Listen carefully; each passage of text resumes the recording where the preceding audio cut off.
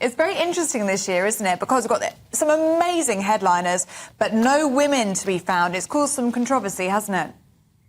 I'm getting really tired of the music industry snubbing women because, you know, from the Brit Awards, we found that women were not being nominated in the main prize act. And now with Glastonbury, now we've got three big headliners who are amazing in their own right. You know, Elton John, Guns N' Roses and the Arctic Monkeys, which, you know, they're there by right. No one should be there by sex. But you do want to balance it out a bit.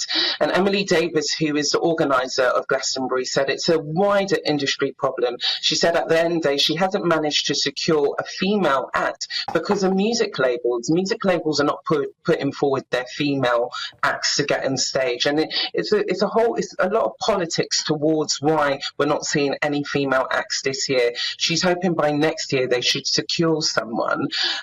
I'm thinking it's going to be Taylor Swift, actually, Ellie, which might be good news for you because she announced that she is bringing her Eras tour to London. So I do feel like we will have that big shining act next year, but this year it'll be a miss.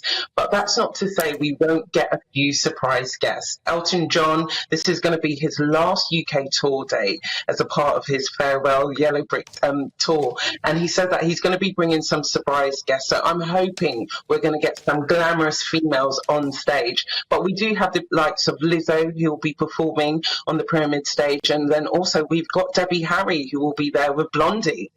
Oh, well, see, so there's some really strong female voices. It just seems really odd that record labels, who are basically trying to sell their wares, aren't wanting to sell the women.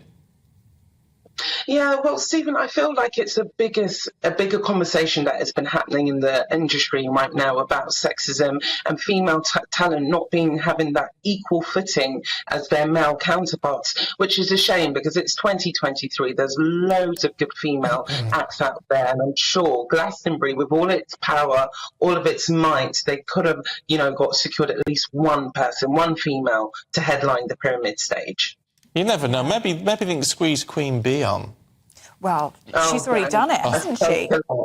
And what a great performance that was, Steph. But, I mean, heading down to Worthy Farm is not going to be without its challenges, is it? I mean, transport is always an issue heading down to Glastonbury. But also, we've been talking about the weather. Could be quite wet and quite hot for you down there. Yeah, I would say definitely anyone who's going to bring their wellies because it's looking like a mixture of showers and sun. The thing about Worthy Farm, once the sun comes out, it feels so nice and hot. But if it rains, it tends to be a muddy affair. And in Glastonbury, all you see is just a sea of tents surrounded by mud. So I think it's always good to bring the wellies with you. And in terms of transport, last year we had the big train strikes, but that did not put people off.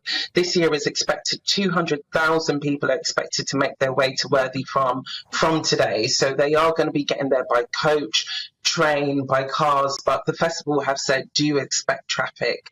So give yourself a lot of time if you are heading to the festival this weekend. I know you really do have a leopard print tent, but what are the wellies leopard print as well? Stephen, you know me too well. They are leopard print wellies. Love it. Steph, we can't wait to see your outfits on Instagram. That's what I'm going to be there for. But good luck getting down there. Enjoy your flight home from Cannes. Thank you so much. I look forward to catching up with you guys soon. All right, bye, darling. Take care.